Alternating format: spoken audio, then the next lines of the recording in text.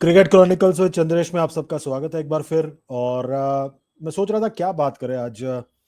Border Gavaskar trophy में भारत आज पहुंच गया है ब्रिस्बेन, गाबा, जहां पे टूटा था घमंड ऑस्ट्रेलिया का आज से 3.5 साल पहले, जब ऋषभ पंत और शुभमन गिल ने मिलकर जबरदस्त बल्लेबाजी की और भारत के युवा टीम ने ऑस्ट्रेलिया को मात दी थी, ऑस्ट्रेलिया के गढ़ में जिसका नाम है गैबा।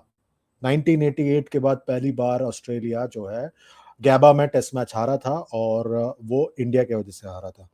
और ये एक एपॉक इवेंट था, एपॉक मेकिंग इवेंट था, हिस्टोरिक इवेंट था, जिसको कोई भी मिस नहीं कर सकता था। और आई थिंक दैट इसमें एक जबरदस्त बात यह थी कि उस भारतीय टीम के पास खोने को कुछ नहीं था, पाने को सब कुछ था। क्योंकि आप देख लें लाइनअप क्या था: रोहित शर्मा, शुभमन गिल, चेतेश्वर पुजारा, अजिंक्य रहाणे, ऋषभ पंत, वॉशिंगटन सुंदर, शार्दुल ठाकुर, नवदीप सैनी, मोहम्मद सिराज।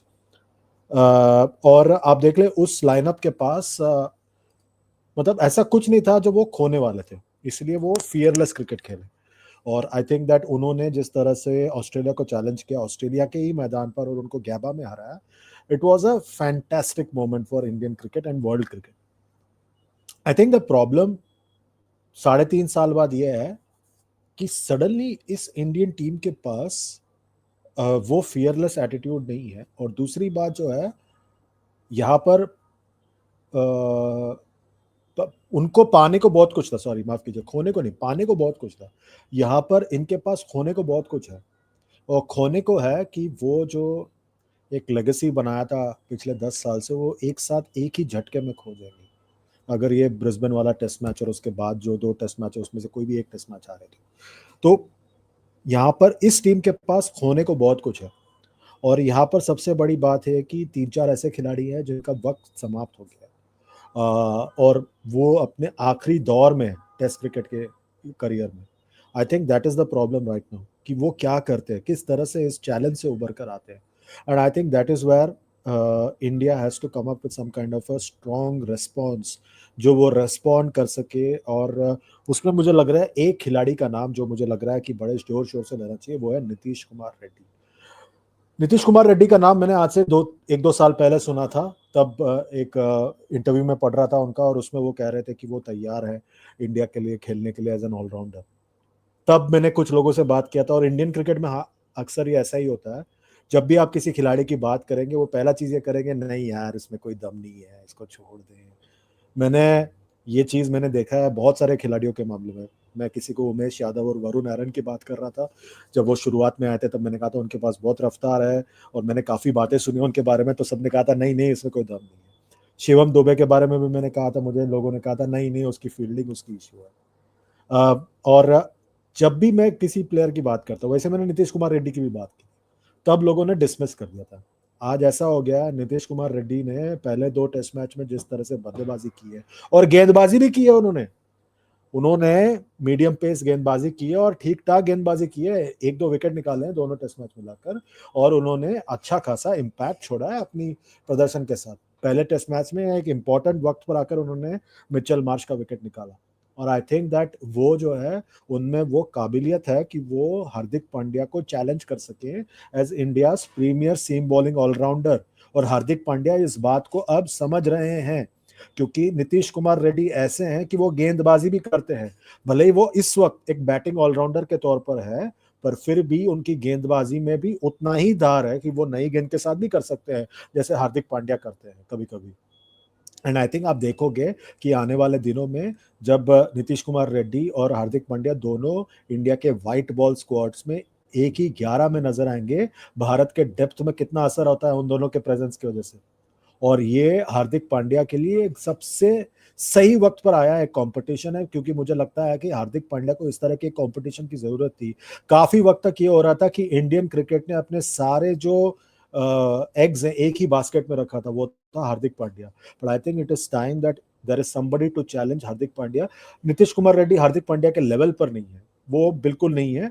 हार्दिक Pandya is at a different level all together. पर एक किरदार का होना वहां पर बहुत ज्यादा जरूरी है। अब तक क्या हो रहा था, शिवम दुबे, अनफॉर्चुनेटली शिवम दुबे की गेंदबाजी उस स्तर की नहीं है, बल्लेबाजी ठीक है। उसके अलावा आप देखें विजय शंकर उसके पहले थे, उनकी गेंदबाजी उस लेवल पर नहीं थी, बल्लेबाजी भी उस लेवल पर नहीं थी। नीतीश कुमार रेड्डी में मुझे वो स्पार्क नजर आ रहा है, जो स्पार्क मुझे एक जमाने में हार्दिक पांड्या में दिख रहा था। पर नीतीश कुमार रेड्डी की बात यह है कि वो बल्लेबाजी अच्छा करते हैं और वो फील्डिंग भी ठीक ठाक करते हैं, गेंदबाजी भी उनकी ठीक ठाक है। वो एक पैकेज बन सकते हैं, वो अनफिनिश्ड प्रोडक्ट, वो अनकट डायमंड है। और मुझे लग रहा है कि उनका सही इस्तेमाल करना चाहिए। खास तौर पर भारत को समझदारी से काम लेना पड़ेगा, और अगले साल इंग्लैंड में 5 टेस्ट मैच जो है वहां पर भी आप देखोगे कि आपको नीतीश कुमार रेड्डी की जरूरत पड़ेगी, क्योंकि आपके गेंदबाजों को, जो मेन तेज गेंदबाज हैं, उनको आपको ब्रेक टाइम टू टाइम देना पड़ेगा, और वहीं पर आपको नीतीश कुमार रेड्डी की भी जरूरत पड़ेगी। ये पहले 2 टेस्ट मैच में जिस तरह से नीतीश कुमार रेड्डी ने बल्लेबाजी की, समझदारी से बल्लेबाजी की, उन्होंने टेल के साथ बल्लेबाजी की, उनके पास ज्यादा एक्सपीरियंस नहीं था, पर पहले इनिंग्स में, पहले टेस्ट मैच में 150 तक भारत का स्कोर नीतीश कुमार रेड्डी की वजह से पहुंचा था। उसके बाद जब वो आए बल्लेबाजी करने को दूसरी पारी में, जिस तरह से उन्होंने विराट कोहली का साथ दिया, वो दिखाता है कि उनमें वो स्मार्टनेस है कि वो चैलेंज कर सके गेंदबाजों को। एंड आई थिंक दैट वो जिस तरह से स्मार्टली वो अपर कट मार रहे थे, और वो जिस तरह से छक्का मारा उन्होंने सीधे पीछे विकेट कीपर के पीछे, एकदम लाजवाब बल्लेबाजी थी। गेंदबाजी में भी उन्होंने सही वक्त पर आकर विकेट निकाला दोनों टेस्ट मैच में, and I think he showed a bit of spark. और ये एक बैलेंस प्रोवाइड करता है भारत के टेस्ट 11 को अब घर के बाहर, और व्हाइट बॉल क्रिकेट में भी, खास तौर पर वनडे क्रिकेट में वो एक बैलेंस जो भारत के वर्ल्ड ओडीआई वर्ल्ड कप में मिसिंग था पिछले साल, वो आपको नजर आएगा चैंपियंस ट्रॉफी में, कि वो जो है बहुत जरूरी बन जाएगा उनका प्रेजेंस।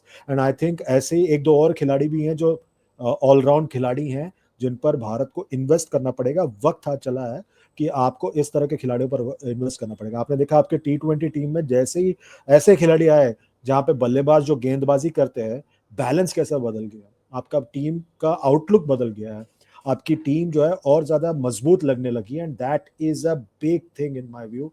अगर भारत को एक स्ट्रॉन्ग व्हाइट बॉल टीम बनना है, वनडे में भी और T20 में भी।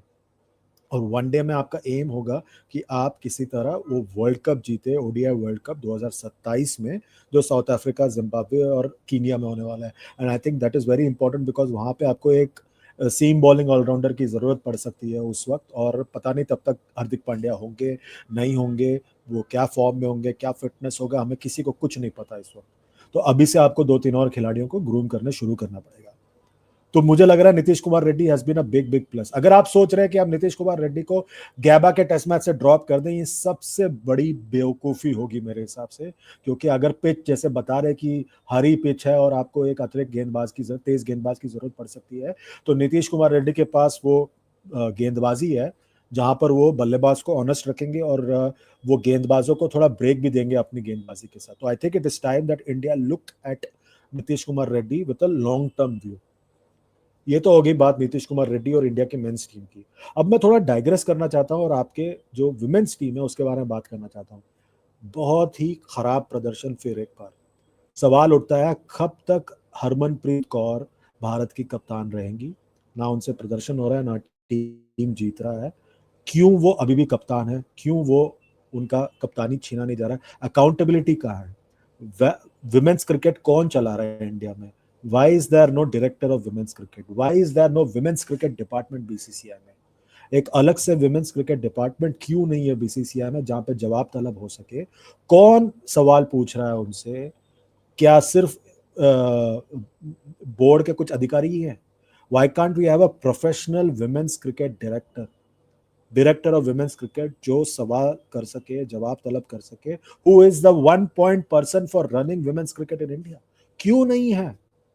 अब आपके पास विमेंस प्रीमियर लीग भी आ चुका है, why is there no system, there is absolutely no system, जिसका नतीजा है कब तक हम इस तरह की प्रदर्शन करते रहेंगे। Are we very happy, Australia को आप चैलेंज करना चाहते हैं, कैसे चैलेंज करेंगे, आपके पास सिस्टम ही नहीं है, you don't have a high performance structure, you don't have a women's cricket department, कब तक चलेगा ये। और जो कोच जो है अमोल मुजुमदार, वो मेरे अच्छे दोस्त है, मैं सवाल उनसे भी बनता है, कब तक चलेगा ये इस तरह का प्रदर्शन। You are not in the running to displace England and Australia. आप इंग्लैंड ऑस्ट्रेलिया को चैलेंज नहीं कर सकते, और अगले साल वर्ल्ड कप आपके घर पे है, और ये है आपका प्रदर्शन। I don't know, I think time has come for Harmanpreet Kaur to be sacked, and I think India needs a foreign coach. क्या लगता है आपको? वीडियो के नीचे कमेंट करके बताइए, लाइक कीजिए, शेयर कीजिए, सब्सक्राइब कीजिए और नोटिफिकेशन की बेल दबाना बिल्कुल ना भूलें। Good night, goodbye and God bless.